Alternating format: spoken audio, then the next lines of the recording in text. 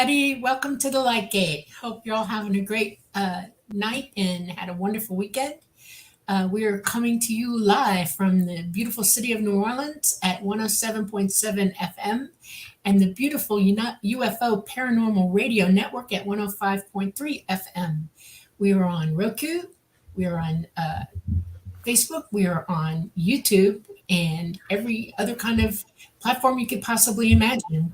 We have a great guest tonight. You've seen her in chat in some of our other shows recently, and I'm going to hand it over to Preston. Thanks, Dolly. Yes, you are watching The Light Gate. This is episode 22. So exciting. I'm on a new computer, so I won't be freezing up like I have a couple of times. So that's good news. And yes, I'm Preston Dennett, your co-host, and my lovely co-host is, let's see if I can point the right direction, Dolly Safran, contactee and experiencer. And yeah, we have a really cool show tonight, which I'll get to shortly. I just want to say hi to all you guys who showed up for our little show here. So thank you for that. Hi, Timothy Man. Awesome to see you here. Hi, Doxy. Oh, a super chat. Thanks so much, Doxy. Really appreciate that. Yeah, I'm eligible for super chats now. So if you want to support the show, that's always truly appreciated. Hello, Rad Peanut. Let's see, who else do we have here? Renee Cruz, Nancy Thames. Lots of familiar faces. Dana Matthews. Hello, Dana. Who else do we got here? Let's see. Namaste. Thank you so much for the super chat. That is very, very kind of you. Always appreciated. Hello, Angela. Who else do we got here? Chris. Raul Melendez. Wow, thanks, Raul. Super, super kind of you. I'm really humbled. I'm just amazed. That is so awesome. Thank you so much. Who else we have? Lala Bright. UFO, Gods, and Extraterrestrials is with us. And who else do we got here? Lots of familiar names. You guys are hot in chat tonight, aren't you? Wow. Okay. Well, I think Hi, Louise. Yes, Louise. I'm going down here pretty fast, and I'm just going to, I think, get started. Janice Connett. Hello. And Allison Carr, if I didn't already mention you. Rena Ruth. Hello. How are you doing? Thanks for being here. Ruth Kleiber, and I know I'm pronouncing that right because I asked. The Cosmic Oracle, thanks for being here. We truly appreciate it. Terry D. Special Forces. Can always use Special Forces. Thanks for being here. Hi, Lynn Smith. I'm so excited about tonight's show. Nautical Strings, Fun Talks TV. Adam Ward. Thank you very much. Let me just pop that up. Hi, Preston, all Preston's fans. Very nice of you. John P. Adventures, Christopher Harmon, Mary Mellon. We got a nice big crowd, so I am super happy. So yeah, I am really, really excited about today's guest. She's somebody I interviewed for my latest book, Humanoids and High Strangeness. She's got one of the most amazing contact stories I've ever heard. And tonight, on episode 22 of The Light Gate, we are welcoming artist and UFO experiencer Susan Ware. Now, Susan is the designer of fine fish and mermaid tail purses, SeaTreasure jewelry, and magical fairy houses. I've seen some of them. They're really cool. As a very young woman, she joined the United States Navy, had some interesting experiences there, to say the least. She is also a lifelong UFO and ET experiencer. And in fact, in September of 1978, Susan and her friend Karen went on a road trip across the United States from California all the way to the East Coast, North Carolina. And while crossing the deserts of Utah late at night, they had a missing time encounter on a desert highway that would alter the course of their lives. And after many years of keeping silent about it, Susan decided it was time to confront her past and explore her missing time encounter. And this happened through a fortuitous series of events. He decided to type in the word UFO on the computer, and guess what came up? John Yost's documentary, uh, Alien Abduction Answers, an award-winning documentary, by the way. So this began Susan's journey of self-discovery. She soon went under quantum hypnosis with Debz Shakti Buller, who's quite experienced with this. And Susan was able to recover what happened during her missing time on that amazing night in 1978. And yeah, Susan's story is one of the chapters in my book, Humanoids and High Strangeness, 20 True UFO Encounters. Her story has also been presented by MUFON State Director Earl Gray, who's actually, as you know, Dolly, a guest on this show. So you can look that up if you'd like. But this is Susan's first public appearance talking about her experiences. So let's give her a nice, warm welcome. She deserves it. She's one of my favorite people on this planet. I'm going to bring her in right now. There she is. Hi, Susan. Hi, so Susan. sweet, Kristen. Welcome to the Light Gate. I mean it. I mean, it was such a delight. You know, I interview a lot of people, and sometimes I just have so much fun talking to them. And you were right there on the top of the list. I think it's because we both giggle. Yeah. Maybe true. Yeah. I am a little giggly. I've been accused of that. But yeah, I mean, your story was so profound and touching and just amazing in so many different ways. And I think there's so many people out there having these kinds of experiences. So I know your story and going public is going to really affect a lot of people and I think help them. And it's just amazing to see how far you've come from not talking about this at all, really, to coming almost, I mean, full circle, like we've said. So this is super exciting. And yeah, I guess Earl Gray contacted you. Your story might actually be featured on TV. Is that right? Yeah. I'm not going to say the name of the show, but he said it was on a new series. So he talked about it. Kind of blew me away. I bet. Yeah. I mean, it's supposed to come out soon, like in a couple of weeks, I believe. Yeah, it was so funny because when we were doing the show with Earl Gray, you started talking about screen memories and up popped your case. I'm like, wait, I think I know that case. He mentioned the rabbit. He said the rabbits, and it was like, whoa, that's me. Yeah.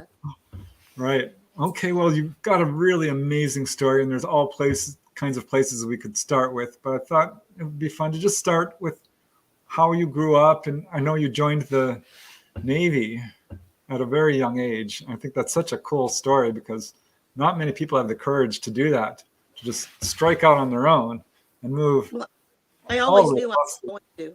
I don't know why. I always knew I was going to. Oh, really? Yeah, always. So that was just something you just wanted to do from a very young age? Yeah, I don't know. It's funny. My favorite time with my dad was always watching like the Voyage to the Bottom of the Sea and McHale's Navy. McHale's Navy was it. Yeah. And it's funny because when I got to Hawaii, it was kind of like that. It was kind of like McHale's Navy. Serious, but it had its side fun and jokes. So did you have to go through all the basic training and stuff? Was that hard? Oh yeah, no, not it. I don't remember it being exceptionally hard. It was more physical, but still very mental. Didn't seem like any big deal. Well, you were pretty young. One of my friends from boot camp, I think, is in the chat room tonight. Her name is Timmy Shea, and I found her on Facebook this past year.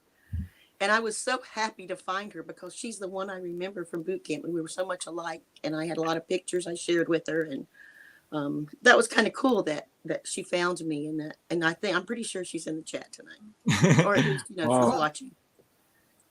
Yeah, well, everyone's excited about seeing you. Here's Janice kind of says, welcome, Susan. Looking forward to Oh, hearing your sweet. experiences. And here's Rad Peanut. Hi, Susan. I Glad to remember have you Rad here Peanut. tonight. So yeah, our chat is really friendly folks. So we're going to have a Good. good time.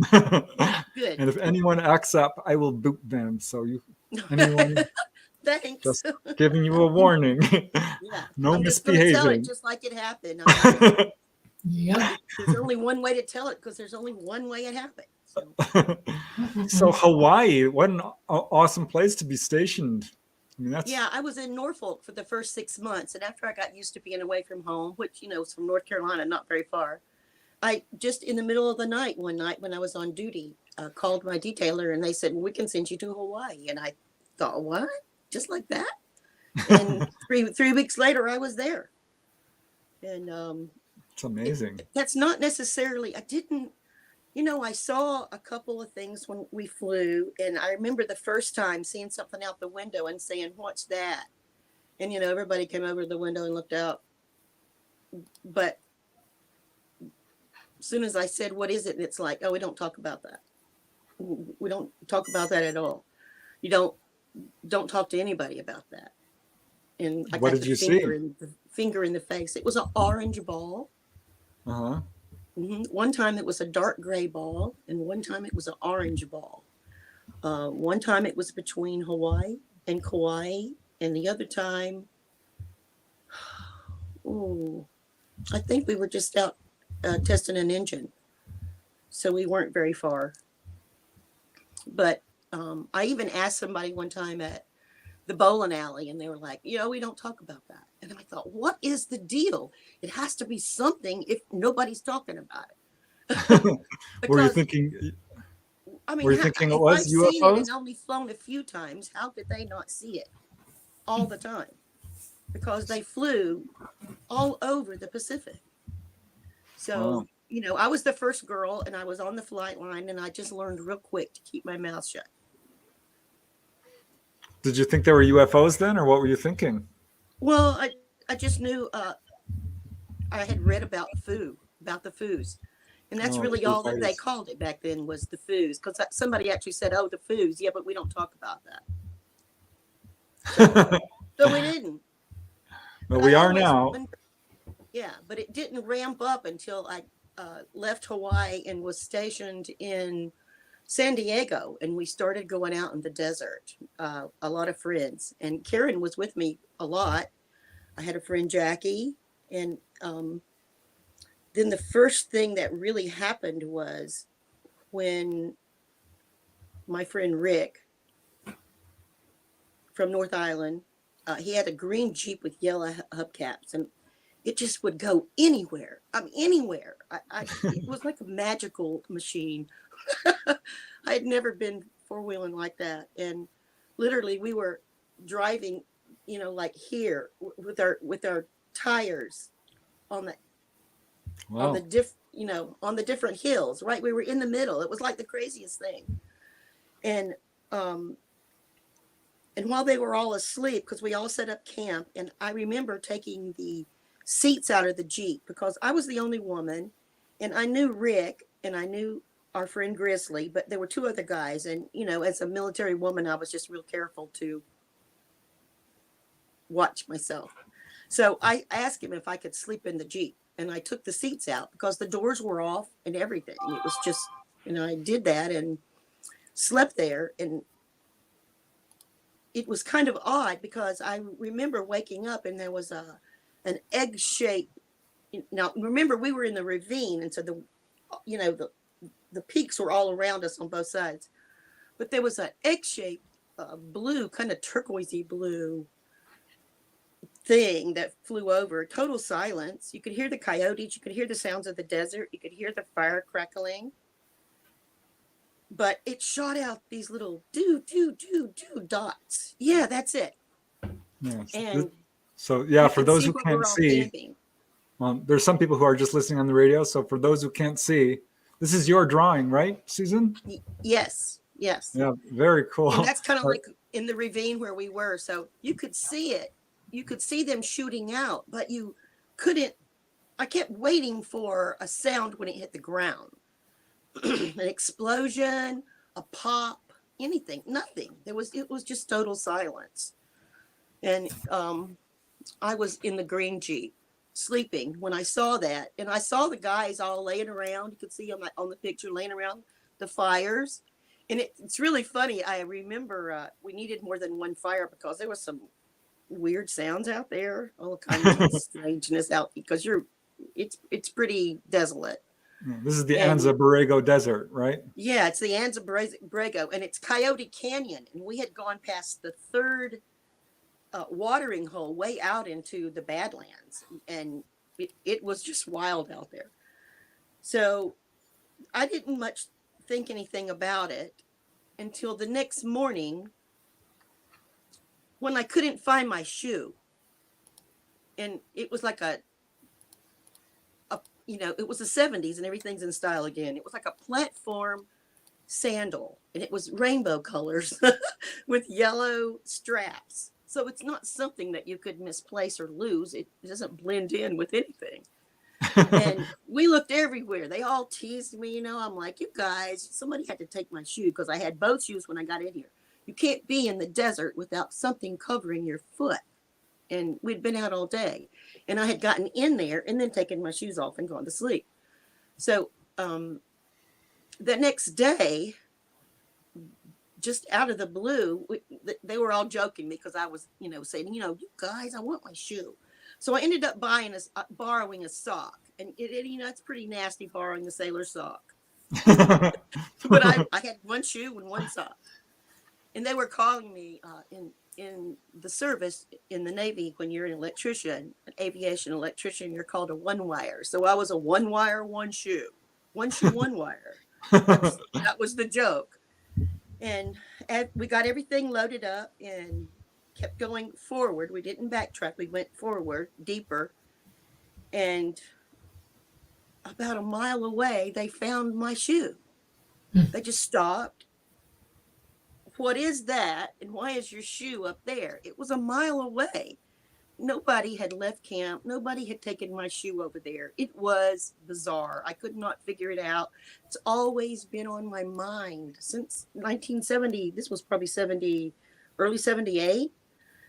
And my first trip out there.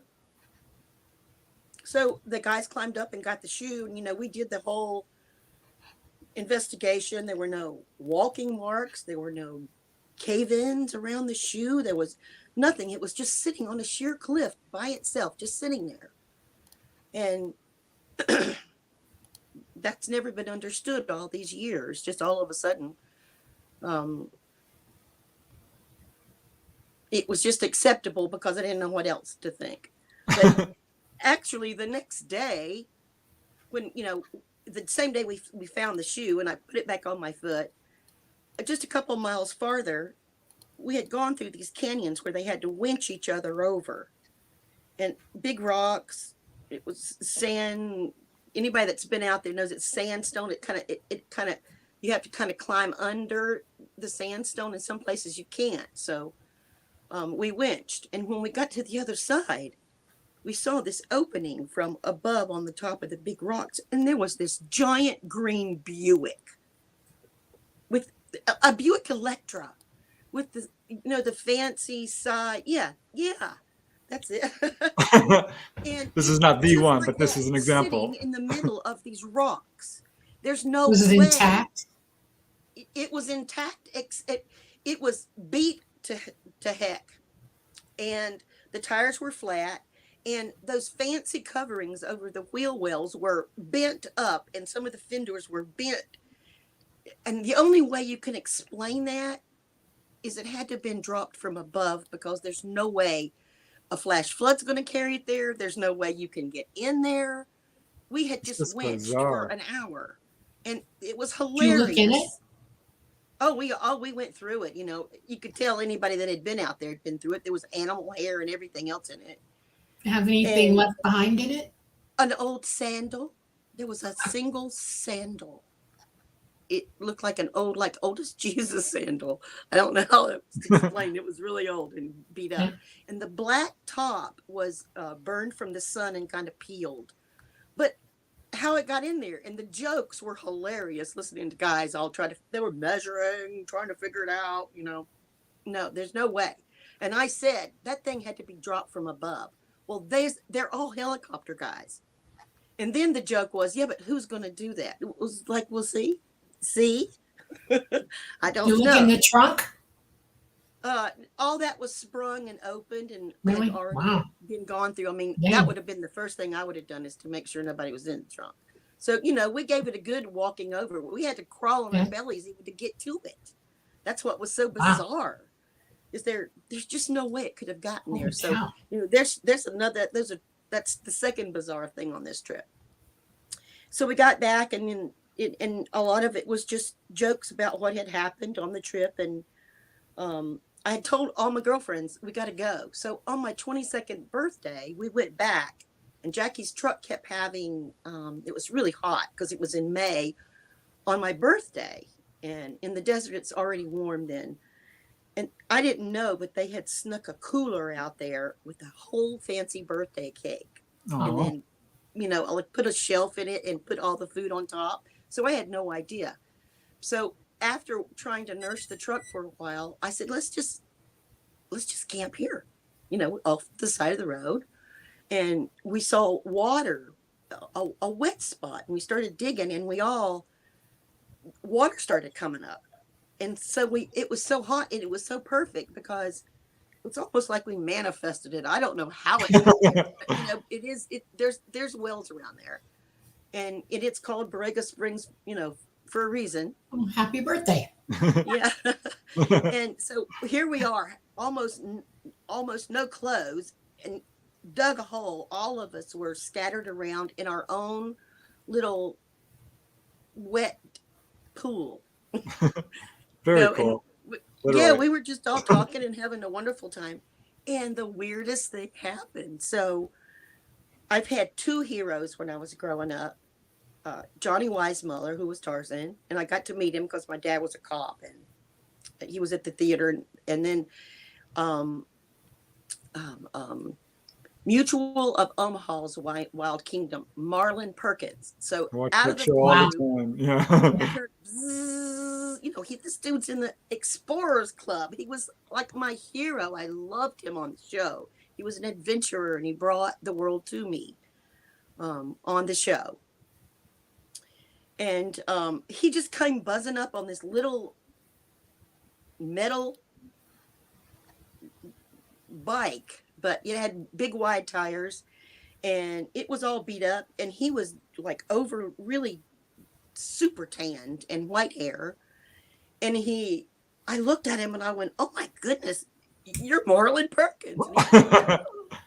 You know, I was like, how weird to find you here. And he said, how weird to find y'all here, half clad with a mouthful of cake, sitting in wet pools in the desert. Just, you know, it was kind of funny. And he said, can I take pictures? And we were like, yeah. So even to this day, I wonder if his widow has those pictures somewhere.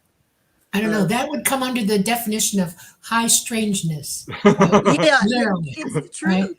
And that night was pretty strange too, because my friend Deborah from the service that I had met in Hawaii, we had met again in Chula Vista, and she had gone with us. And she was a clairvoyant and she was very magical. And she had actually had owl wings a long time ago, that she had done this and levitated me. So I knew that she had some kind of special gift I wasn't sure about, but it was her introduction to those things in Hawaii, because she was like the second or third woman in the squadron, that I'm pretty sure opened me up to the things that I already knew from a child when I had visitations. So I think it just started coming on strong then. And I didn't know anything about the shoe until after I had hypnosis. And at the end of the hypnosis, I saw it. And I screamed out on the videotape, there's my shoe. I saw it my foot. And I also saw, and I remembered the memory of seeing all those guys from above laying on the ground. So that must have been when I was coming down to the Jeep. It's the only thing I could think of. It was literally a visual of them all sleeping from above. And that's the only thing I could think of, because that's what happened during the hypnosis. It came back, but it was a very familiar memory. I just had forgotten that part. You know, like Dolly, you remember, but I didn't remember. And that's the part that okay. that coming down and seeing them, I don't know how I ever forgot that, but it was locked away. When I saw it, I literally screamed out in the videotape, "Oh, it's the shoe!" Because I saw it float off my foot and go right down to the ground. So Wow. It's very cool to finally get an answer to that mystery, because how can you explain that? That must have gnawed at you forever. The first thing when I came out of hypnosis, the first thing I said is, "Oh, I know I can't call the guys and tell them, but I really wish I could call the guys and tell them I know about the shoe." You know, Grizzly's passed, and I don't know the other two guys. And Rick, I don't know if he'd be open to that, so I just haven't. But I thought it was hilarious that after all these years, 45 years later, I know where my shoe went and how it got That's a always a mile good away. thing. That's right. Yeah, it was a beautiful thing. It was so relieving and hilarious, because I started laughing even in hypnosis. It just tickled me to my depth when I saw it float off in a slow motion. Yeah, I have a really weird question to ask you. Okay. Yeah. And it's because I do this. I've done it. After some of my experiences, whatever I had on or something I collected, I would keep. I have mementos of my high adventures. Did you keep the shoes? Did you think to keep I the think shoes? about them all the time. Yeah. I think I kept them for a lot of years, but Yeah. all the books and everything that we had, Yeah. everything that we had was left in the attic in New Jersey when we moved, Oh wow. and we didn't remember to take the boxes out of the attic, and it was all of our military stuff, all of our trip stuff, things that were so precious. So That can happen. I wish we would have, but we moved like 29 times. So I guess that's not bad to just lose a few things. Yeah. Actually, yeah. Well, Brad Peanut says, "I love her voice so much." It's scratchy. It's just really scratchy right now. I've got awful allergies, and it's season change, and the storms are starting. So yeah. So what did you do after that trip? I mean, did you start thinking about ETs, UFOs? I mean, what went through your mind after that? Were you put on the road to trying to wake it up? I was always interested in things, because I knew it was just not the norm. But then again, when I was a child, was not necessarily the norm either. Mm-hmm. So I think that you just find a place and a comfort somehow with these things, because originally I was 4, and I remember the first time it happened. I remember I loved to sleep upside down on my bed. I never wanted to sleep with my head against the wall. And What? my brother was in the room, and so I would throw my pillow at the foot of the bed. And that way I could see a straight line to where the front door is in the living room. And I could hear my dad come home, because he was a cop and he'd come home about 11. But I guess he was already home and I had missed it. But I heard the handle on the door. And this is when we lived on the plaza in Charlotte, in a little small house. And when I looked, there was a weird face, and there's 3 little windows at the top of the door. There was a weird face. It was like a big head and big eyes and weird. And I remember I needed to go to the bathroom, so I rolled off the bed, like tactical manner. And I crawled on my hands and knees as fast as I could to the bathroom, which is a central hallway, and my parents' room was next door, but my brother was in the same room as I was. And I remember hitting that heated grate on the heater in the floor, and it just burned my knees. But I went to the bathroom, and then I was real careful, but I don't know why, but I couldn't look at the door. It scared me so bad. I remember being in total panic mode. And I just went back to the bed and covered up my head, because just like you, Dolly, if you cover up your head, then they can't see you. That's what you think. But then I would see, they're at the window. And in the summer, the window was always open because there was no AC back then. And Right. of course, it wasn't as hot as it is now, but we just always had, the crickets out. It was just a normal, that's what you did back then. And that was in the 60s. So. And isn't that the time you started to have weird dreams about, tanks and stuff? Yeah. Yes. I was having recurrent dreams that would show me tanks in the streets, like military tanks, and chaos and explosions and loud sirens, and it was so chaotic in my dreams. Sometimes I couldn't stand it, and it would flash like so it wasn't a regular dream. It was almost like a strobe kind of effect, and it bothered as a young me. kid. Yeah, and it even bothered me my whole life. I couldn't stand, even as a teenager, you go to parties and they got a strobe. It's like, oh, nope, no strobe for me. That just messed my mind up because it reminded me of those dreams. And that went on for years. And then we moved to another house on Vanderbrook, and all the windows were up at the top of the room. That there was nothing from the, in the middle of the room. It was all windows around the top. And it's the kind that you push out on a long stick and then you pull it back and lock it. And I would find myself sleepwalking in the yard, and in my little jammies, and I couldn't get back in unless the door was unlocked. And sometimes they would leave it unlocked. But I couldn't get in because the windows were way up off the ground. So, I remember seeing a small ladder, and one time I went up the tree, and it was between my house and Ginger's house next door. And that tree became very active. It's almost like I could feel a presence on that side of the house.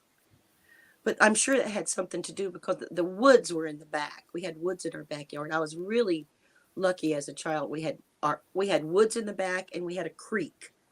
So a bridge Very under cool. the creek, we would always play, the trolls, and we always had really good clay, gray clay, and we would take it up under the house, and that was our little place. Everybody on the street, we were all really close, and we all hung out together.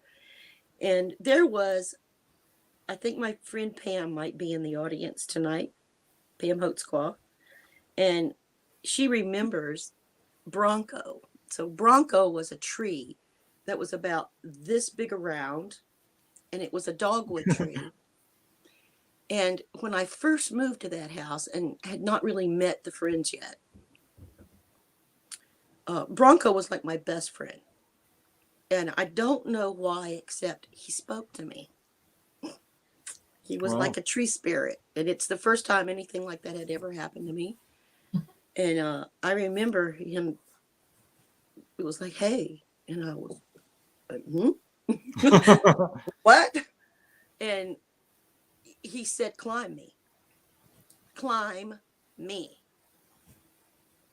And I That's thought, very okay. cool. And I remember coming home with major rash on my legs because I had on shorts and a little tiny top. My arms were all scarred up, right here, all scarred up.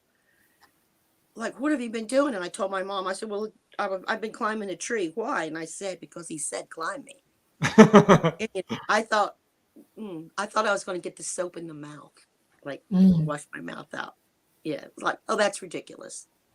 So we were allowed to have imagination, but that was a little more than imagination because this was a telepathic voice. It said, climb me. And it's funny because when I mentioned it to Pam, like a couple days ago, she said, you were the only one that could shimmy up that tree and then bring it down so that we could all jump on it. And what Bronco did was I would climb up and then I would hold like this with all my might. Because remember, I was only like 5 years old. and I would throw my little legs out, and the tree would bend and go right down, and all the kids would grab onto it. There she is. There's Pam. And would grab onto it, and we would jump, and it would almost like give us a throw, like throw you in the air and then bring you back down. So if it was one person at a time, it was always a blast. It was just so magical. Bronco was like my best friend, and then we met Pam and Sandra and Lynn and everybody else, and everybody used to come up there. And then it was like a year or two we had Bronco, and then I knew. Susan, wait, I have to just say, like, this is so amazing to me, because I don't know if you got a chance to read the whole book, but there was another lady in the book, Kelly, I think I called her, had amazing experience with the tree spirit. Really, and Dolly, really. I haven't gotten to that story, but I would love to talk to her, because and Dolly was all about it, climbing trees too. Yeah. I had never heard a voice in my head that was so profound. He said, "Climb me," and I was like, "What?" That's so cool, because contactees have this amazing connection to the natural world. Yeah. And it took a little while to me to figure out that, he was just like my best friend. I would grab my oatmeal in the morning and run out over the bridge, up the hill, to go sit with Bronco. And it's funny, because when I told Dad all about, told my daddy about Bronco, he made sure there was no poison ivy around there, because we were always coming home with poison ivy. He cleared all that around, because it was kind of like our fort. Yeah. But then the bad guy, Jerry Johnson, he moved in our neighborhood, and he was mean. And I'm sure it's because I'm sure it was a family thing, because I could just tell his parents weren't like all the other parents in the neighborhood. They were mean. And all of a sudden one day I went up there, and Jerry had an axe in his hand, and he had chopped Bronco down. I don't want to cry. And it put me in the fetal position for almost a week. Oh, I can't hardly talk about it. I can imagine. Yeah, it's Preston like a doesn't know this. I've never told him this. Okay, you're going to hear it tonight. I've named trees my whole life. And the last one I called him Howler, because somebody chopped him up. And he was just sort of like with no arms, just the stilts of his arms going up. And his maw was open, and he looked like he was howling up to the moon. Why? And I called him Howler. And I watched Howler stand there like that for about 5-6 years before he finally went down. And I mourned him so bad, I went and laid flowers down next to him. Yeah. It was on top of Stone Mountain. Yeah, not Stone Mountain. Excuse me, Pine Mountain. Yeah. I cried my eyeballs out. I know exactly how you feel. Just lost a friend. It was a deepness that at age 5 I had never felt. It was a loss of a good friend. He had a beating heart, as far as I am concerned. Yeah. And I remember Daddy just carrying me back and laying me on the sofa. And then he went down and talked to Jerry's parents, which didn't help anything, but they did. They moved out shortly after that. And the neighborhood came back to love again. But I do remember how it hurt. It was just like losing a brother or a sister, or it was so deep. And I couldn't tell anybody. He talked to me. I just knew it was one of those things that I should keep to myself, along with the weirdness in the backyard, because the other things that happened in the backyard on the plaza and my brother was part of this. We had a rope swing, and one day we were standing there, we were walking out to it, and we just stopped, and the rope swing that usually just hangs down with the rope across, like this, with the rope across the bottom, the rope just went all by itself, and the board was up here, and the rope was curved. What? And it was hanging by itself. And did y'all look up after that? Did you look up in the sky after that? I mean, look around a little bit. Our eyes met. I knew he had seen it, and I was like, "Whoa!" Because I was. And he just shook his head. He ended up being a cop for 37 years, but he just shook his head like I'm not even going to talk about it. But I know he saw it. So that is weird. Yeah. If you got a UFO going over the top of your head, that can happen. Anything hanging down can just suddenly float up. because And the we gravity wouldn't have changes seen it under a UFO. Yeah, because these were giant oak trees. Yeah, we wouldn't have seen it. yeah, But that area of the yard had a weird feeling. It was almost like a warp zone. Huh. It was at the edge of the yard, and then there was a railroad track back behind the plaza. And I just knew not to swing real high on it, and it was a weird feeling to me. that you never I'm know. sure that had something to do with seeing that, just Wow. seeing that. And I used to try to talk to the kids next door because we stayed at Miss Cheney's next door. She kept all the kids in the neighborhood, and I tried to talk to some of them about it, but they all looked at me like I was crazy, so I just knew to be quiet about it. Yeah. Well, we have to get to your main experience because this is like the heart of. I mean, this is the experience This that is the woke big you up, one. that changed your life. I Yeah. mean, that absolute. I mean, it's astounding. So this And was I when you had already had a just left. couple.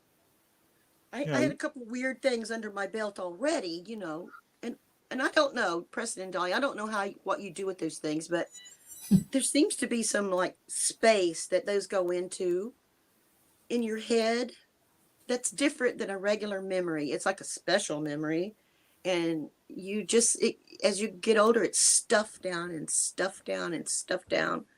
And in the service, a few things happened that I was hurt really bad. As a matter of fact, I fractured my neck, and I was asked to keep it quiet. I was asked to lie about it and just suck it up and keep it quiet. And I did. And I got out of the service happy, but still feeling like, how do I say it? I was tired of lying, being told to lie, and to keep secrets. The whole seeing the orange orb, we don't talk about that. The whole fracture of the neck, I was shot off the wing of a C-130 with a high power pressure washer.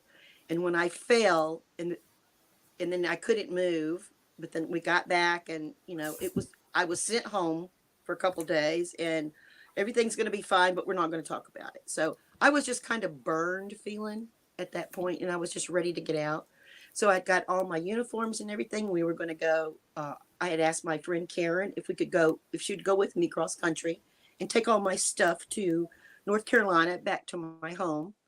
And I had met the man that I was going to marry, but we were just barely dating. So I wasn't really attached to anyone or anything. And we were just going to go have a good time. And then our friend, one of the officers, said, we just bought a brand new Volvo. So that was in 1978. And we need it delivered to North Carolina so that when I get out, the car will already be there, because we already have two vehicles that me and my wife are going to drive ourselves. So we were like, yeah, we would drive your brand new Volvo, I remember saying, can we put a Deadhead sticker on the back? And he's like, no. No. No. And he gave us $1,500 to get it there. So hotels and everything. So when we left, we were really just totally open-minded. And we had gone to AAA to get an old triptych. So you get a book that has all the hotels, and it has your plan to go all the way across country with the little stops here that you might want to see. So we did all that, and then we left. So I got out on September 13th, and on the morning of the 14th, we took off, and we just had a blast. We drove all up to Flagstaff, and then did the whole South Grand Canyon, and then, all the weird Flintstone-mobile little towns along the way, and a lot of red rocks. It's just fabulous. And when we got to the northern part of the Grand Canyon, we thought, we really don't just want to, we're not ready to go to a hotel. It's just too much fun. We've had too much fun, and it's going to cool off at night. So let's drive the desert at night. So that's what we had decided to do. And so we got gas in Cedar City, but I remember we stopped at St. George, but we got gas in Cedar City. It was like right at 9 o'clock. And I remember it because it was the sunset was 360 degree. It was just the most magnificent sunset. And Karen and I were both just thrilled at that. And I remember we stayed a little while after we got gas to enjoy it. And I'm pretty sure we took pictures. She's looking for pictures right now, and I'm sure she's probably going to find them. I hope All so. the That would pictures be of this amazing. trip. Yeah.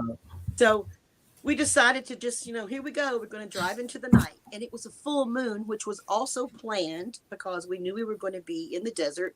And of course, you want the full moon. And we weren't afraid of the desert because we had spent a lot of time there together.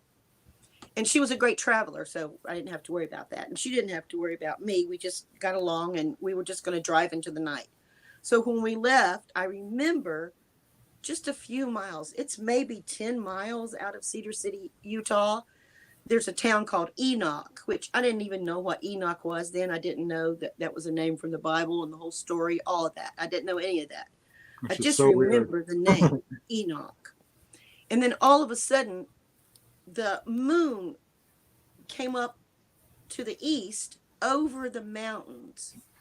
So we were headed 15 north, and back then it wasn't 4 lanes, it was just 2. And so on both sides of us there were mountains, so we were in the ravine like this, and the road was all windy going down. I think there's probably a picture, but I guess we'll get to that. So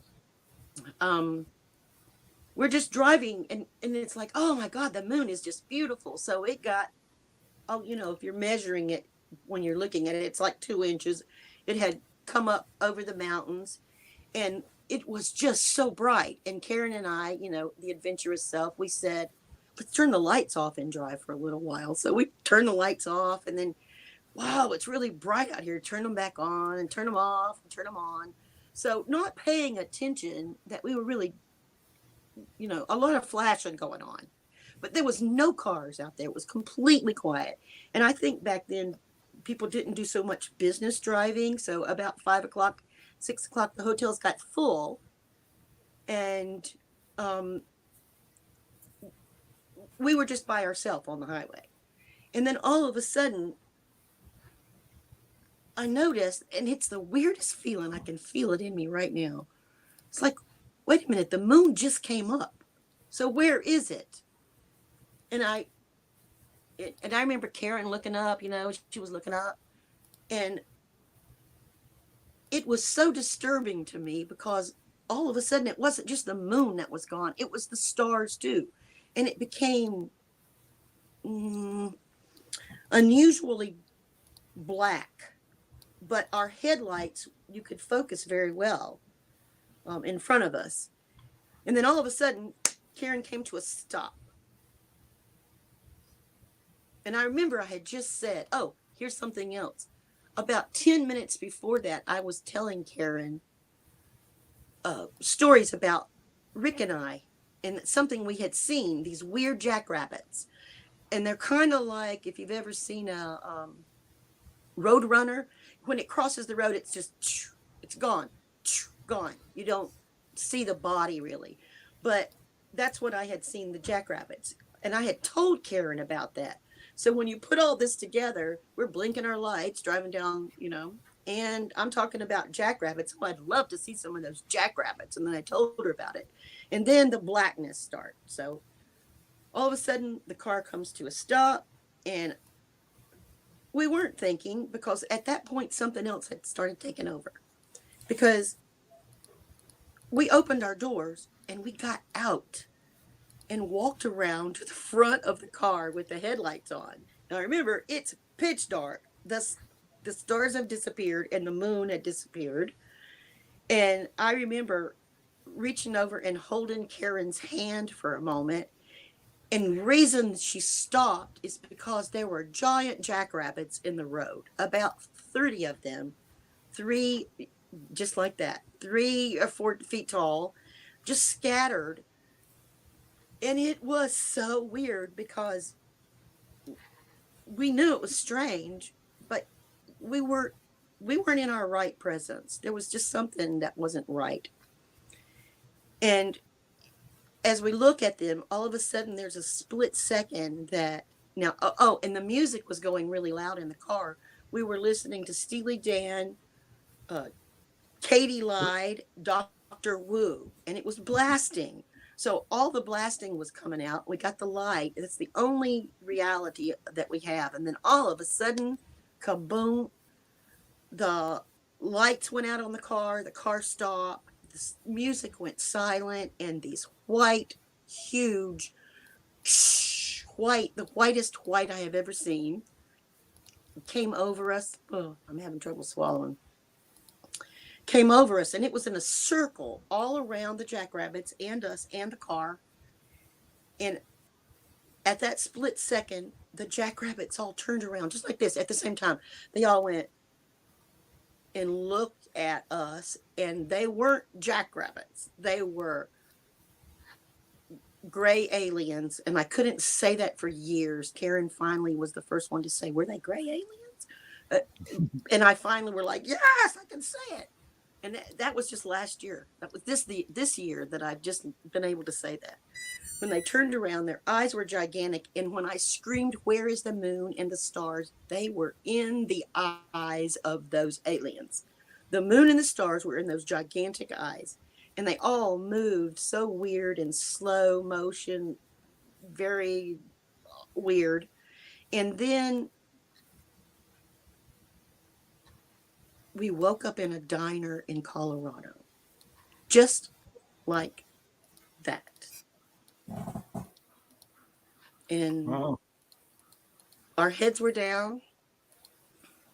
My mouth got real dry talking like this. This is the first time I've ever really said it like that. Yeah. Except to Karen. You're good. I remember You're her good. face, and I'm sure she probably remembers mine, because we said, where are we? What are we doing here? Total panic, absolute terror. And we were covered in radiation burns, like blisters had started. They weren't all blistered. Some of them they were just red raised splotches. And really nauseous, super dry mouth. I felt like my sinuses, my whole body was dried up, which, you could rationalize that as, we've been a desert rat for 24 hours, but that's not how it felt. There was just something really wrong, because we were in this diner. And how we woke up was she came from behind and she said, honey, time to wake up now. The waitress did. And where are we? Oh my God, what are we doing here? Karen and I totally lost. We just had a weird expression. I don't even know if I could ever even know that expression. It was scared. It was lost. I wounded. It was like everything all at once. And I said, what time is it? And she said 6:28 a.m. And the clock was on the wall, and the sun was coming up, and our car was parked in the front of this diner, out the big windows where we could see it. And I said, how long have we been here? And she said, 10 or 15 minutes. Can I get you anything? And we're like, Dr. Pepper, soda, water, everything.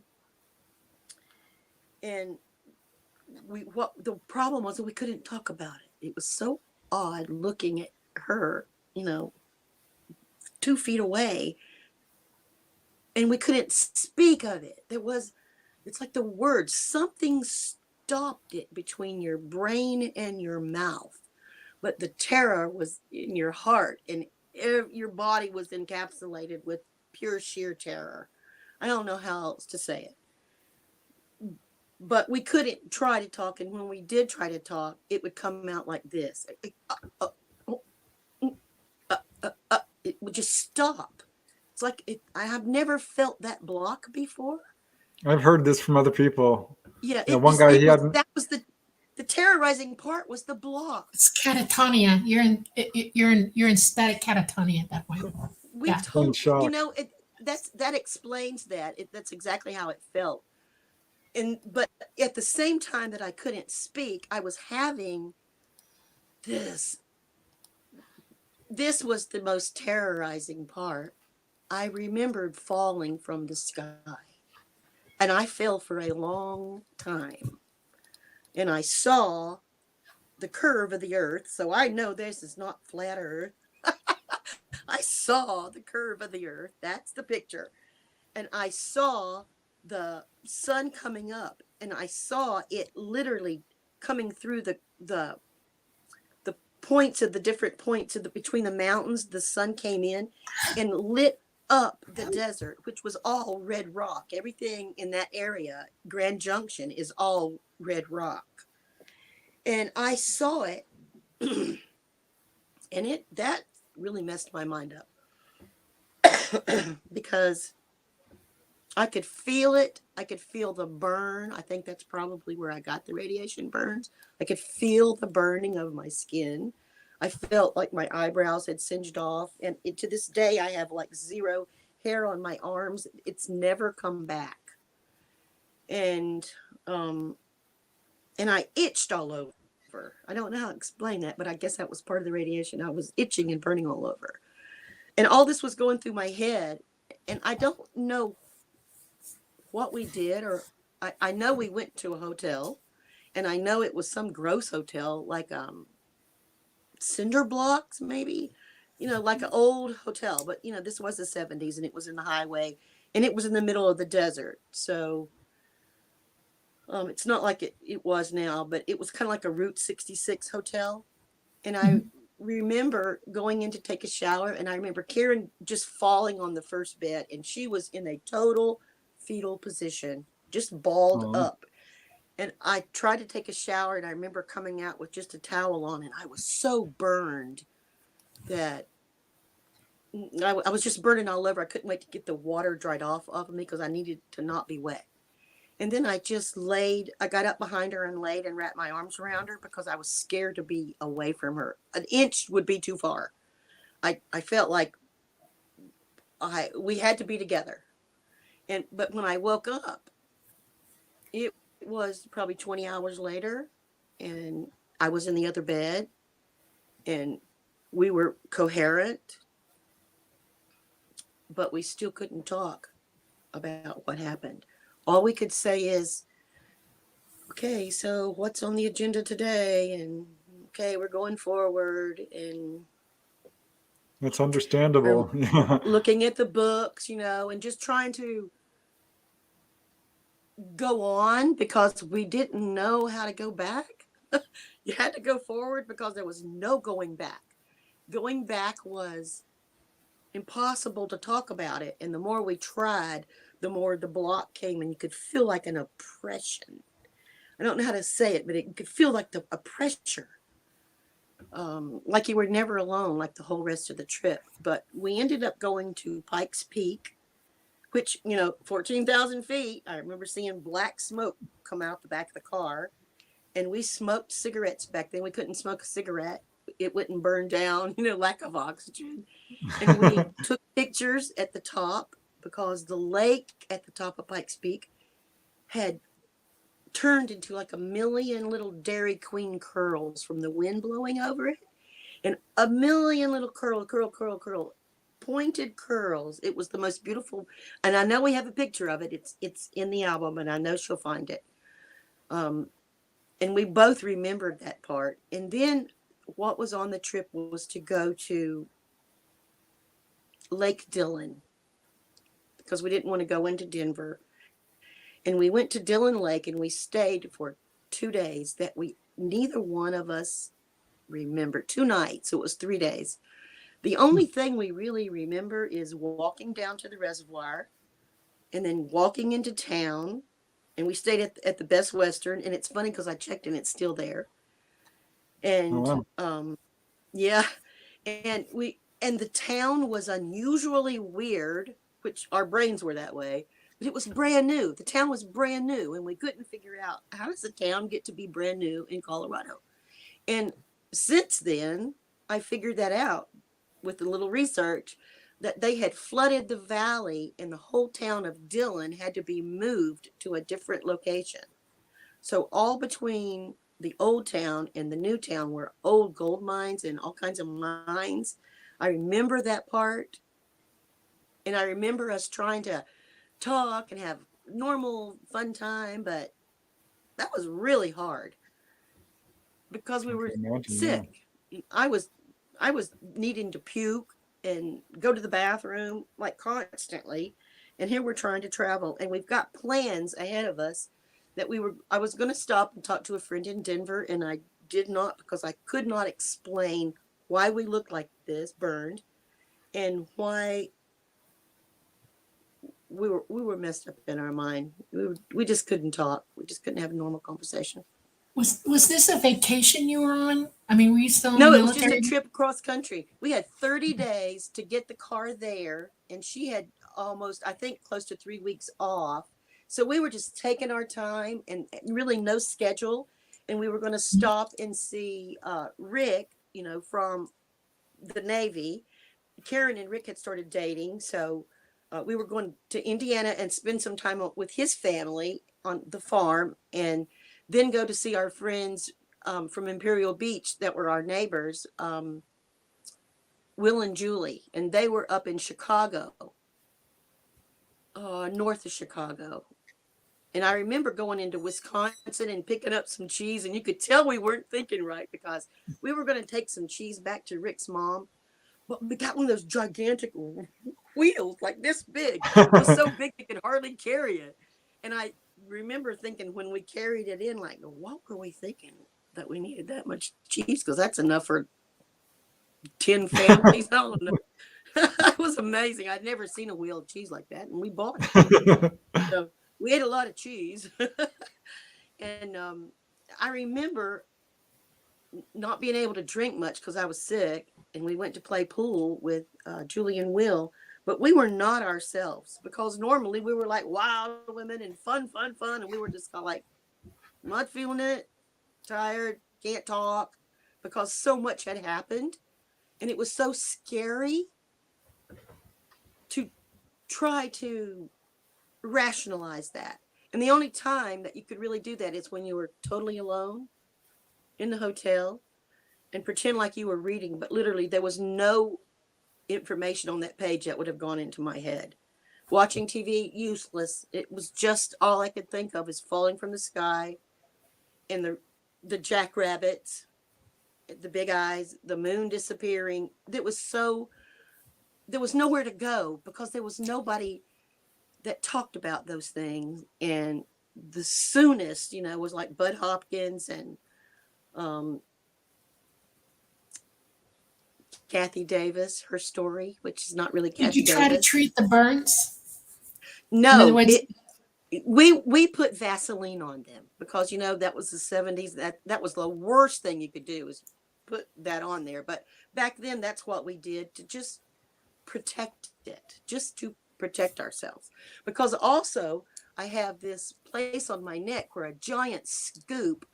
It's a whole inch. I think Preston's got the picture, but at the time, it was bright red, like a deep red. So that whole round area was deep red and pitted in, but it was completely sealed over, and it wasn't juicy or scabbed. I mean, there was no liquid.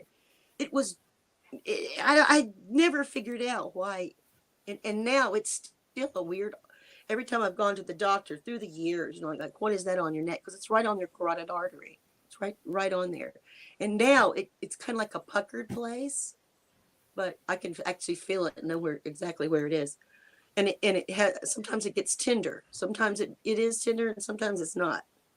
So the whole time we were traveling, I remember when we got to Indiana, to Rick's mom was like a hero to me because she worked for, I'm trying to think of the name. It was a trucking company, a huge trucking company, well known. And she was like a big cheese. And back then in the 70s, women didn't get to be big cheeses of anything. So it was really nice to be in the kitchen with her and spend some time with her. And Karen and Rick spent time together. But I was so sick. And I remember being sick because their septic went out on the farm and Rick had to fix it himself. So for 2 days, he was digging in the crap. And And we were trying to have an alternative way to go to the bathroom because the septic wasn't working. So that trip was hilarious when you look back at it like that. But at the same time, we weren't really laughing because we were uncomfortable and still burned. And even though we were feeling better, we could talk. Oh, well, I guess what would you say it? We could talk about the weather and general conversation, but our thoughts all went back to the jackrabbits. In 9 hours, what happened in that 9 hours? Now you're talking to her now, right? The weirdest. For Okay. years we couldn't talk. So have you sat down and compared memories and stuff like that? Yes, and it's so funny because she had breast cancer at a young age, and I wonder, was it because of the radiation? And I ended up with an autoimmune. Was it because of the radiation? It's hard to say, but we broke and couldn't talk for a while. So when we got home to my home, we did the family thing, and I showed her around town. I think we went to Tony's and got ice cream in Gastonia and all those little things that you do, local things. And then she had to fly back. So we delivered the car, and I wish to this day, we would have had it checked for radiation, because I think we probably delivered a radiated car to somebody. I've thought about that since then. I don't know how that works, but I'm sure our clothes probably had it on it too. And once we got the car delivered, then Karen flew back. And then 2 days later, I got really sick, like so sick that Daddy was having to carry me with projectile vomiting. And let's just say I had it from both ends. It was that bad. And my stepmother wrapped me in a towel while Daddy carried me to the bathroom because I was completely unable to walk. I was so sick. I hurt so bad on my right side. I thought I was going to die. And, you know what, Susan, I have to stop you for just a second so we can give a station identification before it gets too late. This is fascinating. I'm riveted, and so is the people in chat. They're like, wow, this is amazing. Where to go? Yeah. Let me just let everyone know that you are watching The Light Gate. This is episode 22. I'm Preston Dennett, your host. My lovely co-host is Experiencer Dolly Safran. Our guest tonight is Susan Ware, artist and amazing UFO experiencer.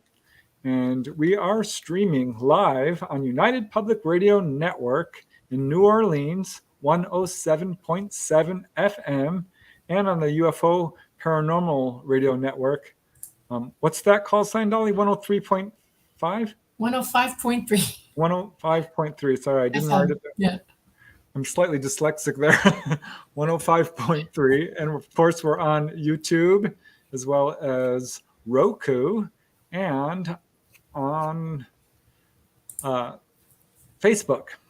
So, thanks for the super chat, Michelle De Roche. I love you so much. Yeah, that's awesome. Very cool. So those are the thank you, everyone. 107.7 United Public Radio Network, New Orleans. All right, those are the call signs I needed to shout out for the wonderful people who are giving us this platform. And didn't mean to interrupt you, Susan, but I had to get that out of the way. It's important. Okay. And here, I just want to bring this up because I keep flashing this, and I want people to know what we're looking at here. This is the route you were taking through the Utah desert from Cedar City to Grand Junction, Colorado. Yep. So this is where your experience happened, and this is 337 miles, and you actually looked on the mileage on your car, right? Yeah, that's the weird thing. It was the next day at that hotel before we left that we noticed that when we got back in the car and we were writing down the numbers, we still had gas in the tank. And we didn't have that 335 miles on the odometer. So that tells me the car had to be taken with us, and it had to be laid down there. That's why I had asked the waitress, "Did you see us pull in?" And she said, "No, I just looked up and you were there." So Oh, it's like, I still wish I would have known. And they didn't have cameras like they do now, or that would have been the first thing I did to see, did I come out of the sky, or did we drive up, or what? Because she did say Karen was driving.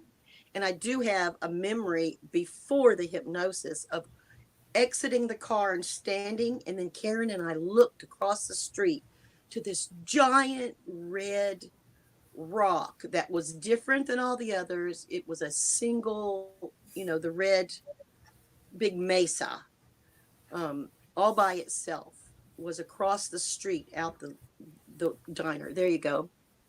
yeah. So this could be the actual diner. This might You're not, be it. Yeah, yeah, we you're found not two sure. and the investigator, Ron Banaziak from MUFON, actually called them and talked to them, and there was two choices, and one of them had been there since well before 1978. So that it's possible. We're still trying to figure it out, but the decor inside, they said for both of them, was the red. And that's what we remember. Everything was red, the red booth and everything. And the pictures we found were pretty much it. So, Yeah, I think you sent me that too. So, yeah. oh, there it is. So that would be amazing. So Yeah, if you weird could because, yeah, that's it. Boy, that just like, whew, that kind of creepy. yeah, I can When you think imagine. about it. Because I remember Karen's face. Just, we were like deer in the headlights. There was just no emotion. It was so deep and so terrifying that there were no words. So Karen flew back, and then I got sick. And what happened with that is I got real emotional when I was sick, and I think my fever was so high I started telling Daddy what happened. And when I started telling my dad what had happened, I remember his face like, uh-oh, she's losing it, And he went, because you could do this back then, he went down to the drugstore in town to Uncle Jim, and he brought home some phenobarbital, which I don't even know what that is. I didn't even know what that was. And It's I an took 2 antipsychotic phenobarbital. drug. Yeah. And it Yeah. put me completely asleep for about 38 to 40 hours. Yeah. I think I was in a coma. And during that time, I remember processing everything that had happened. And I must have been doing this the whole time, because arguing with it. Nope, that's impossible. Nope, that's impossible. So in all the delirium of the fever and all, when I woke up, Daddy and Sandy were sitting beside me, and they're like, "Hey, we're so glad you're back." And, I didn't know how long I had been asleep, but I wasn't hurting and I wasn't sick. I drank a whole lot, and I remember just laying on the sofa, watching TV for about 2 or 3 days. And I didn't talk about what had happened, but I figured my daddy knew because I had told him, and I remember little pieces of telling him the story. And I know that he just couldn't understand, because I've got the burns on me. I got the marks on me. On my back, I have 3 marks that look like giant exploded blood vessels. One here, one here, one here. Just boom, boom, boom. One on each side of my spine, and then one shortly off to the side of my spine. And they just look like dark red blood vessels, which have been there since that day. And I remember a little bit during the hypnosis that a hand was passed back behind me. And then something right here was like a what I call it, pneumatic gun, like they used in the military when we all got the swine flu shots, and it injects you with air, and that's what that felt like on my neck. Because I do remember that part, even before the hypnosis. But So I was really sick, and then I got better and didn't much talk about it, just went on with my life, and then flew back to California. And Karen and I lived together, and I was dating Chuck and she was dating Rick, and that kind of gave us a little cushion space. But I remember it was so hard to talk because the real meat of the issue we couldn't get close to. We couldn't even begin to talk about it. We could cook together, we could do everything, but we could not talk about that day. And after a while, we kind of drifted apart. They got married and moved away. Chuck and I got married, and it was just kind of set on the burner. I did tell him, but he just was like, oh, yeah, okay. There was never any deep discussion about it. And I always wondered, did he understand that that's real? You know, that this really happened and it has really affected me. How long was it before you started going back to that memory and trying to figure it out? How many years was it? Well, I had it always. Mm-hmm. I had the kids, and then I tried to really protect. Here's why I didn't tell. First of all, I was, as time went on, and then Whitley came out, and then Bud Hopkins, and those things came out, I knew there was a possibility that I could talk to them. And I think I wrote Whitley a letter from the address on the back of the book. And I remember writing Bud Hopkins a letter, but I remember sticking it in my Bible and not mailing it. I'll do that later. I'm not quite ready. I need to think about this, because I knew if I did, it was probably going to mean government people in my home or some kind of something that I did not want around my family. The more you think about it and bring it into your life, the more it happens. So I just kind of let it just simmer, and I drew the pictures and I wrote a lot. And then I started buying the books at Barnes and Noble, and I'd put my notes in them, but I'd always keep them in my underwear drawer so the kids wouldn't find them, but the kids all found them. And sooner or later, you know, they were all just out. And then I remember as people would come over and visit and they would ask questions, I would make sure that they left with the book, because if you're interested, I want you to have some facts. So I always would give them my books away and then buy new ones. But the ones that had the notes in them were mine. But I always tried to make sure that if people had questions that, you know, well, I don't have a lot of answers. And some people I never even told. I mean, during PTA and things like that, it's not something that you talk about during that time. You don't pop it in as when you're in PTA. You kind of keep that to yourself. Into your best friend. Yeah. But you can't bring it up when you're teaching in that school, and I taught ESL in that school, and I worked PTA and volunteered. You just can't talk about that kind of stuff. But we lived in Virginia Beach, and I do remember it was after the year 2000, seeing something shoot out of the sky during a thunderstorm. And what had happened is me and my friend Kate were there with all the kids. We had all the kids. It's like every neighborhood kid would go with us at 8:30 in the morning and would come home about 3. And would go down to 28th Street. That's where we raised our kids. And I remember this vicious storm coming up, because it's right at the mouth of the Chesapeake Bay. And all of a sudden, just this black thing came flying out of a circle. So there was a total black, massive clouds, but there was a circle, one circle. And it shot out of the circle.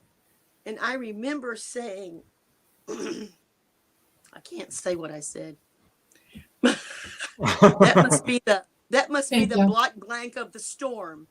And then I said, grab the chairs and run. So I had already dropped the umbrella, because that's like, that's just asking for it when you're on the beach. And we've got a long way to run to the car. But the kids had all left. And I said, if you can't take it to the car, just drop it. We'll be okay. But we got to get in that car to protect ourselves. It was lightning and thundering.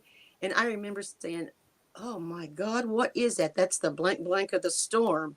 And I didn't know it, but my son had heard me say that. So when we got back to the car, it's a big station wagon full of the kids. And he said, what is the blank blank of the storm? And I was like, you know, oops.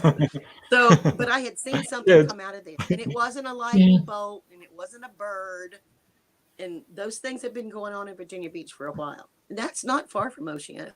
That's just right down the road. We lived at the very end of Oceana, Are you still in in the Virginia? Lynn area. What? Are you still in Virginia? No, I'm Northern California now. Oh, okay. Yeah, I'm Sonoma County, So north of beautiful San there. Francisco. Yeah. Yeah. Okay. Wow. So That's amazing. that's just an area I loved, but I do remember seeing that, and then I thought, I'm just going to let that go, because to deal with it would bring it back into my life, and I didn't want it back in my life yet. So it really came back full on. Divorce kind of triggered it off, and all the stuff I had stuffed down for years all came back at one time. So I had to deal with that. And how I dealt with it was, this is what's really weird. I'm just minding my own business at my desk, and I'm an artist, and I was working, and it came right into my head. Go type in UFO on your iPad. And so I walked over here and typed it in, and it came up, John Yost's movie. Alien Abduction Alien Answers. Abduction Answers. It was so weird. It just popped up on the screen, and I thought, oh, that's weird. Okay. But I can't wait to see it, because I've always been drawn to watch those things. My husband and my household watched everything weird too. But yet, if I tried to talk about it, they'd go, oh, that's Mom's world, Susan's world. That's what they would call it. Or they would just poo-poo it off. And I don't know if it's because they were uncomfortable, or they just really didn't want to talk about it, or they didn't believe it. I'm just not quite sure, because I never forced it on them. But then this came up, and I watched it. Well, put it this way. I sat in my chair, the same chair I'm just like I am right now, and I turned it on, and in the first 17 seconds, I just melted into a pile of tears, out of my chair, onto my bed, fetal position, first 17 seconds. And all he said was, the government's known about this for a long time, and that he was tired of lying about it. And boy, all that 4-letter word just came flying up out of me. Yeah. It was all the terror, everything. So I watched the first 5 minutes, getting creeped out, hair on my body standing up, feeling nauseous. Blink, blink, blink, blink, memory. It was not comfortable. And then turned it off. A few minutes later, came back, turned it off. I had to process it and digest it for a while. And the day after, I have never, ever done this in my whole life. I am not a celebrity kind of person. Everybody's good at something and special at something. And so I've never really thought celebrities like celebrity. But I reached out to John on Facebook, and I said, help. I just watched your movie, and it triggered everything in me. And now I need help.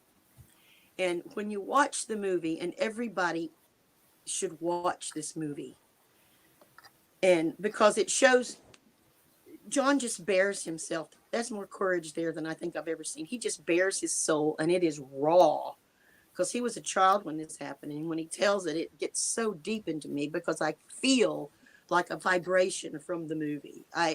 It just completely encapsulated me. Mhm. So after I saw the movie, and I reached out to him, because I need some help like you got. And he sent me to the help, and that was Debz Shakti Buller. And I wrote her, and I guess John wrote her and told her what had happened. And then I made an appointment with her and went under hypnosis, and everything I had remembered. This is Debz right here. There's Yeah. Debz. Oh my God, she's the most incredible person. You can just feel the love around her. She just exudes love. So here's my regular memory of what's going on. And then when the hypnosis happens, it kind of blends. It's not like this. It's not this blending. It's this. It's kind of in and out. So all your conscious memory is there. And there was a lot more conscious memory under the hypnosis. And Debz didn't know. I mean, there's no way you can guide them because they don't know all of your story. What she did is we figured out a mode of transportation, and that is I'm going to ride in a bubble in my mind when she put me under, because I'm comfortable with that, and I've always done that in my dreams. I travel by bubble. It's my emergency. It's what I put around me when I have an emergency and I need to heal. It's always the bubble. So she put me in the bubble and then took me just, where do you want to go? I wanted to go to the highway.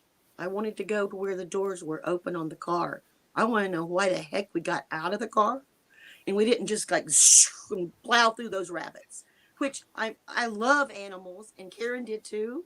But in today's world, I think we would have just gone zoom and flown by. But we were just not, we were taken over by something else already.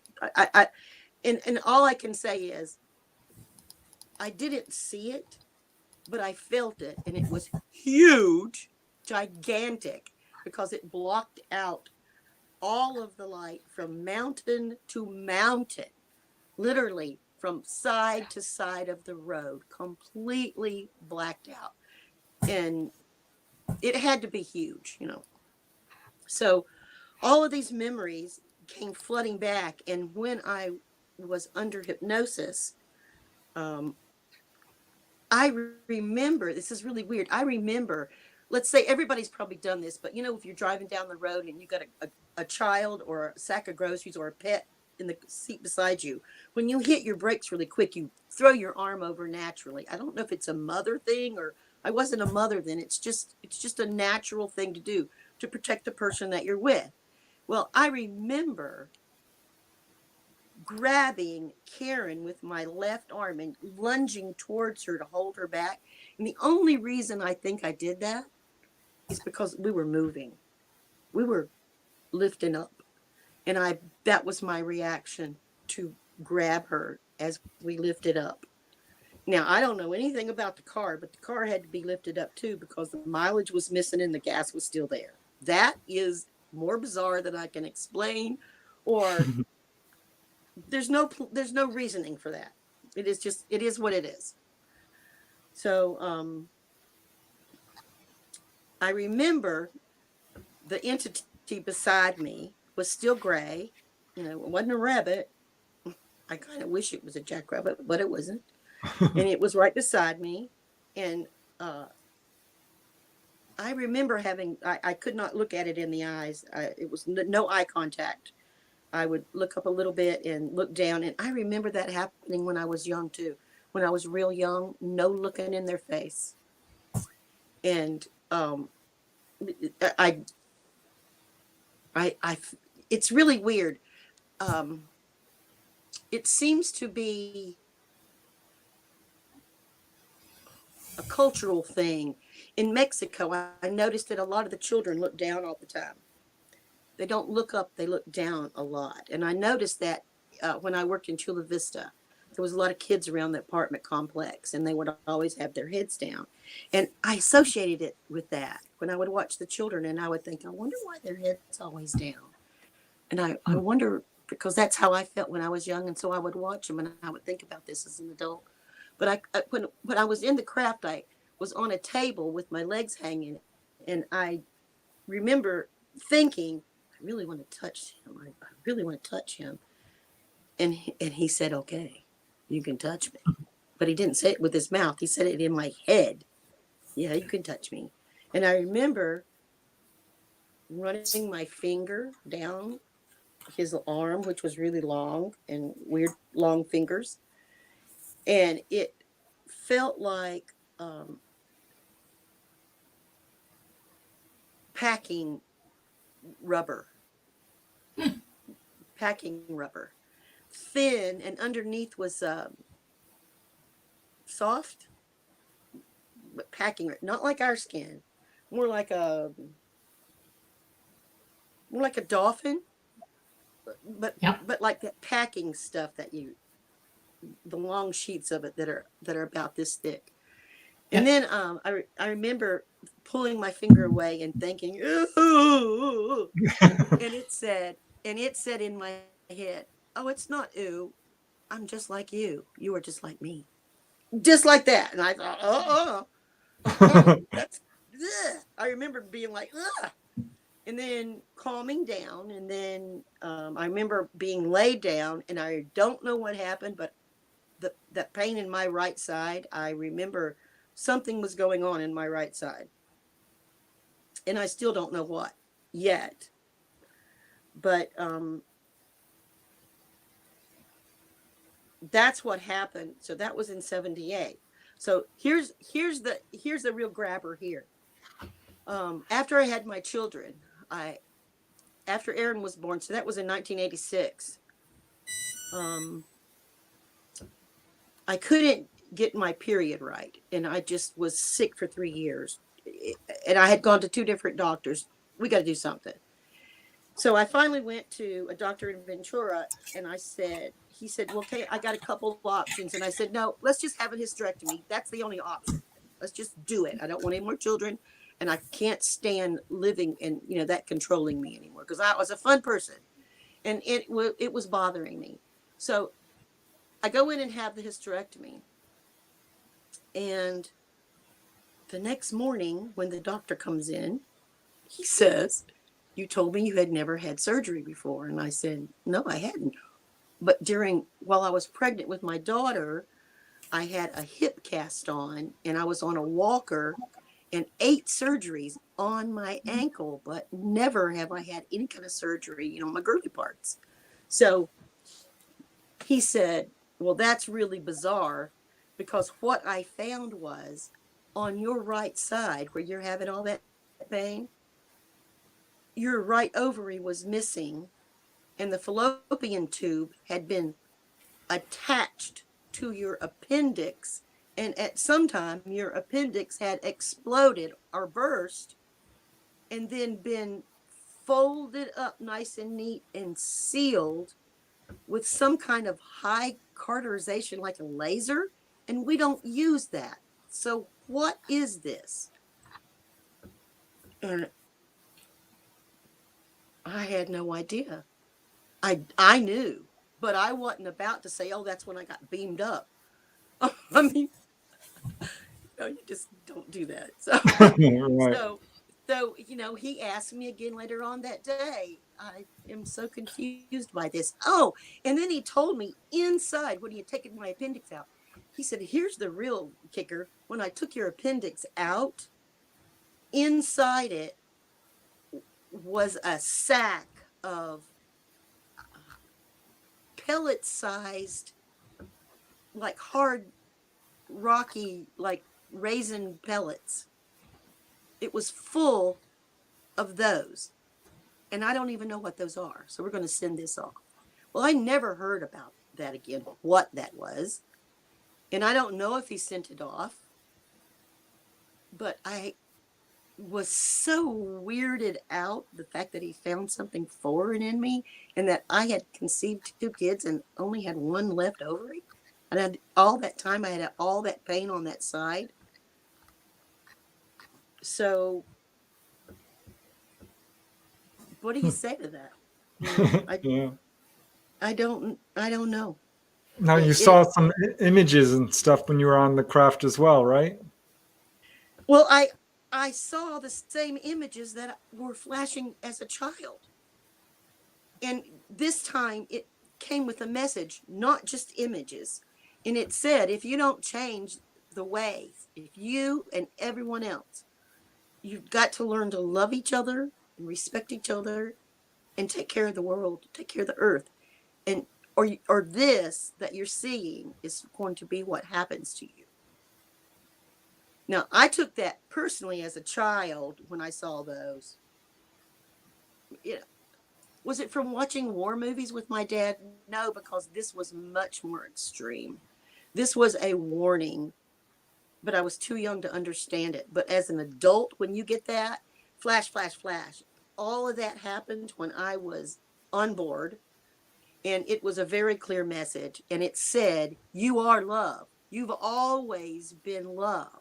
And you have to stay love. And that message has always been in me. And it was so hard when I went through the divorce because it's the first time in my whole life that I've not felt loved by somebody else and had been told, I do not love you. And that literally took me down because I was hearing and seeing that finger, you are love.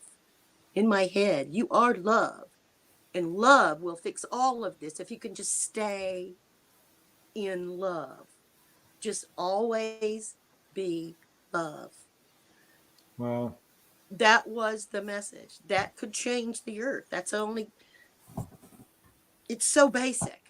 It's just so basic to respect people, to be kind to people, to listen to what they have to say, not preconceived judgment. It changed me when I had somebody say, I do not love you. And it took me 10 years to get that love back. And this is part of getting it back, is I finally have learned I am love. Oh yeah, I have always been love. I have always given love. If I have seemed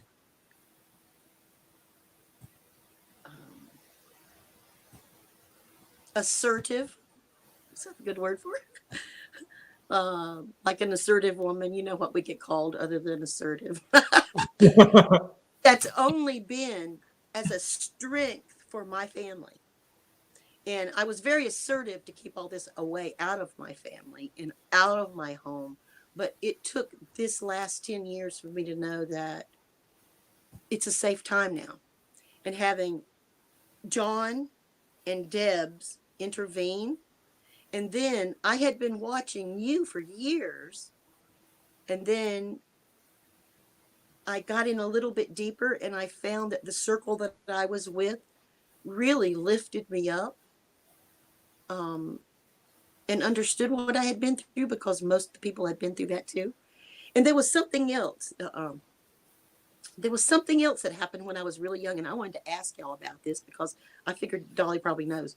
When I was young, I was 4 years old. I was still living in the plaza. That's how I know it's the timeline. It was sometime between 4 and 5. I always took a bath with my brother, so I was probably about 4. And you know when you get out of the bathtub and you got short little legs, we had lined all of our toys up on the side of the bathtub. And I cut myself in a bad place and had to be taken to the hospital. And I remember at 4 when they laid me on the table and that big light came down. Now, my mother was in the room and she laid across my legs because she had graduated from Presbyterian Hospital. And so they let her in because she was a nurse. And I remember and I've never known what this was. I went up to the corner of the room, up to the corner, and watched them sew me up. Yeah, you will be. You're. What is that? Is that astral? Is that out of body? Yes. Yeah, that's out of body. Yep. Sounds like out it. of body. So that's an OBE. Yeah. Okay, so that I did when I was young, after the original experience in the desert, started happening all the time. When I would hear somebody say something, I'd think, oh, God, that's so cruel. My mind would go zip up to the top of the roof, and the building, if we were outside, it just goes above. And I've never said this. It's the weirdest thing to say it, but I'm going to say it. I could see how something that you're remote viewing while you're awake. Yeah.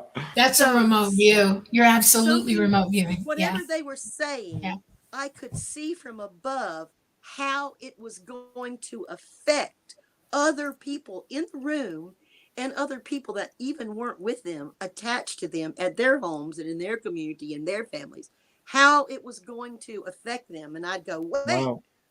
wait, you need to rethink that. And they'd go, what do you mean? And I'd say, well, think about it this way. What if blah, blah, blah. And then they'd go, oh, that's weird. And I think, Yeah. Okay, so just make your move. And all through my life, I would see what was getting ready to happen. And when you got kids, you got to kind of like stop it, because if you don't, you're going to have a disaster. Because my son was very, very active and not the usual. And he took a lot of time. And that was my superpower. Every time he ran away to find him, I literally would say out loud, angels, I need you now, as I'm driving. I would just scream it out. Angels, I need you now. And every time I would know exactly where to turn, and the lights would hit him and he'd go, oh, and he'd get in the car. It happened over and over. It was just Well, the here's a weirdest good thing. time to bring up a question from chat, because we do, like to answer some of the questions that are in chat, and we've only got like 15 minutes left. And Okay. I know And there's I do still a have one lot more story that I really want to tell. Okay, well, here, let me just flash this question real quick, because Janice Conant is asking a good question. Susan, have your children had experiences? And if so, do they talk to you about them? No, they would make fun of me.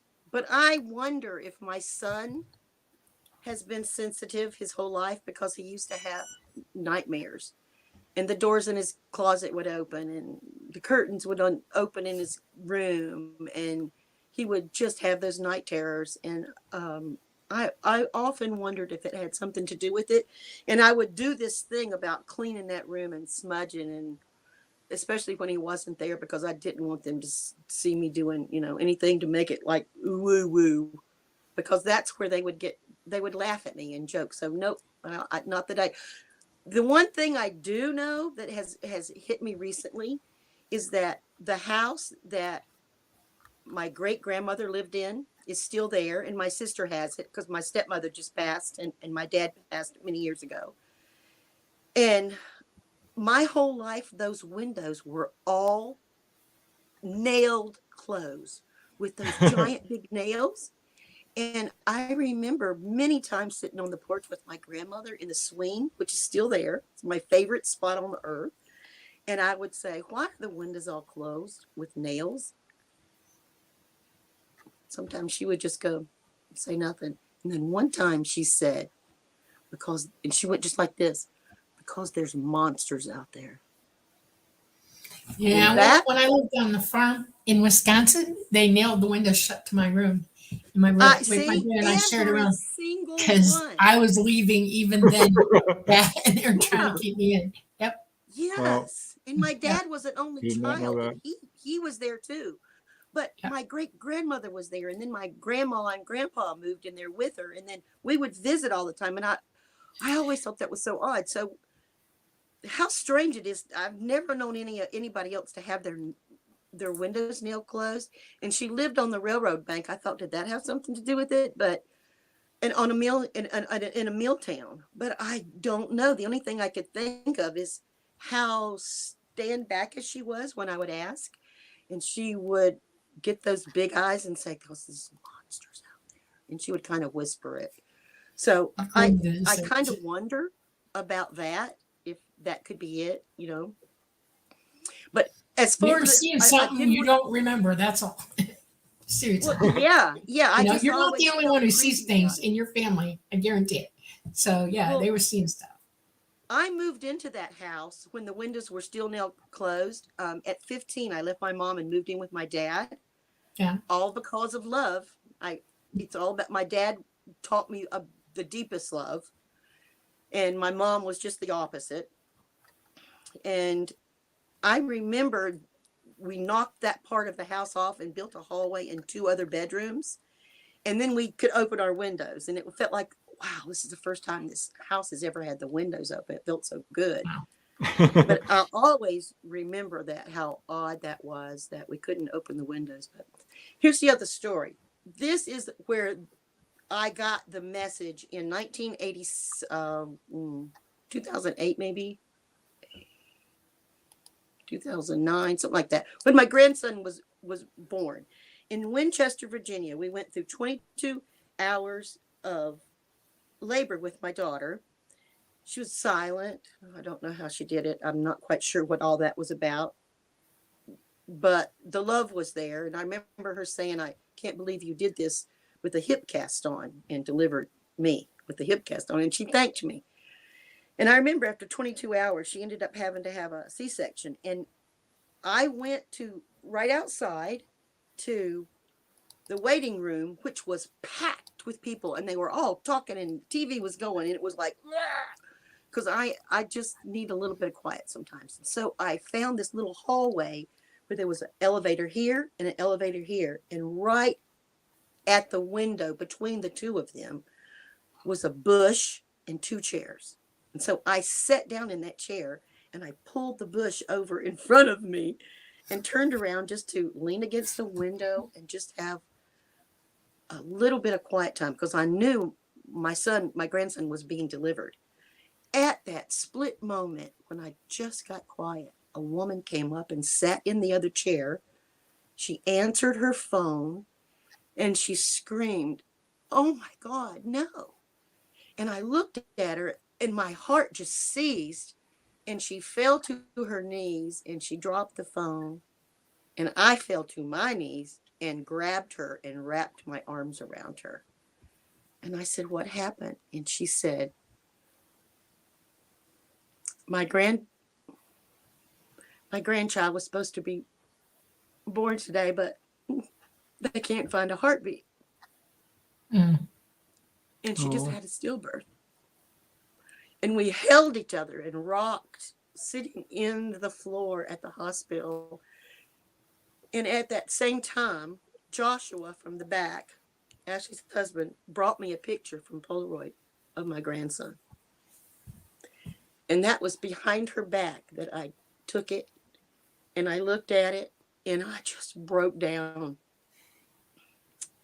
The beauty and the terror of it all at one time.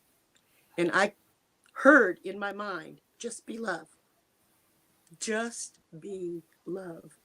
So about 20 minutes later, we finally let go of each other. And she said, "I don't even know your name." And I said, "It doesn't matter." And she said, "Why are you here? You're like an angel. How did you've just helped me so much." And when she said, "Why are you here?" I just went, and I showed her the picture of my newborn grandson. And then for another 20 minutes, we hugged in the hallway. And then we stood up and we hugged again and we kissed each other and we left.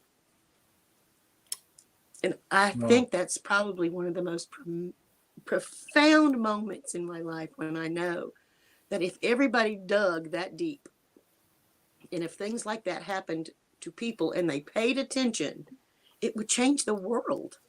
That would change the world. I've never had a connection with anyone like that. And a stranger that I'd still to this day do not know her name. But it was her worst nightmare and my finest moment that I had my grandson.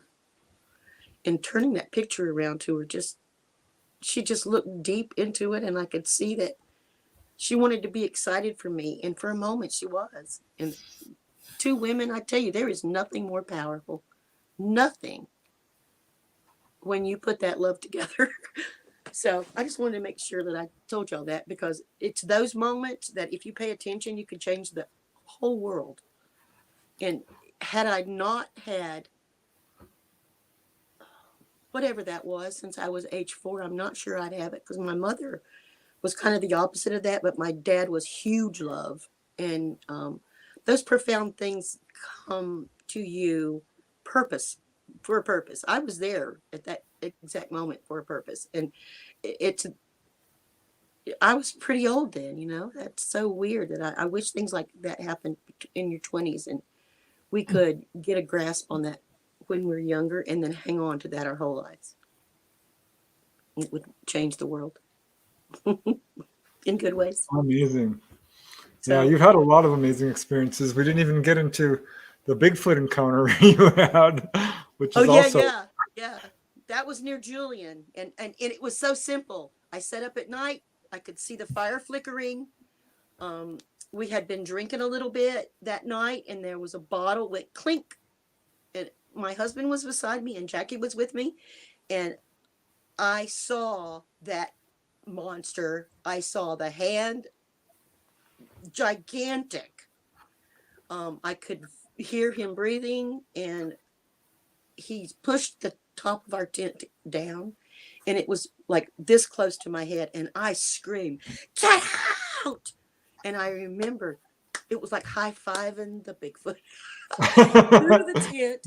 It was gigantic. The hand was powerful, and I heard boom, boom, boom, boom, and it left, and I was shaking. Jackie had jumped up, and she was on me, and Chuck was under us, and he came up like, "What happened?" Like nobody knew what happened but me. I had just touched a Bigfoot, and I know that that's what it was, because if it was a bear, we would have been eaten. We would have been mauled, and that tent would have been torn up. So, and honestly, it had this feeling like a human hand. I felt the energy of that thing. And weeks before, it was gigantic, and the palm was as big as my whole hand. And I heard the from him or it, and then it left off the back of the tent. And it's the same place that 2 weeks or 3 weeks before we had this weird fog move in, and I had followed the sound of whatever that was in the woods until we got to the road. And I think it was the same thing. So that was up at Paso Picacho outside of Julian. So, yeah. Well, there's a lot of Bigfoot activity there. Yeah. I think they're all related. All of that's related. And I think once you experience one, you're open to enough, or something clicks in you that you're accepting to that. Because it wasn't so scary until it came down on my head. Once I touched it and pushed with all my might, screamed, "Get out of here!" It did. It did.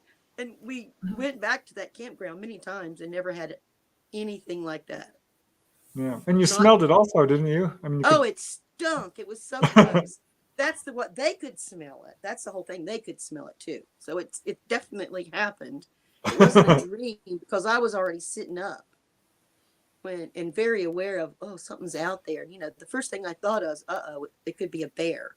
And we were very prepared that we didn't have anything in the tent with us, and everything was locked in the car. But that doesn't always stop them from coming in anyway. So. Yeah. Well, there's another guy in the book who also had a Bigfoot encounter. So yeah. I think, I've talked to another contactee. She had a bunch of Bigfoot encounters. I've had a Bigfoot encounter. I think Dolly has too. Not anything you expect. I mean, I didn't go looking for them, literally, but I definitely saw a gigantic thing you could see, because the fire was sparkling, and it was just a thin nylon tent.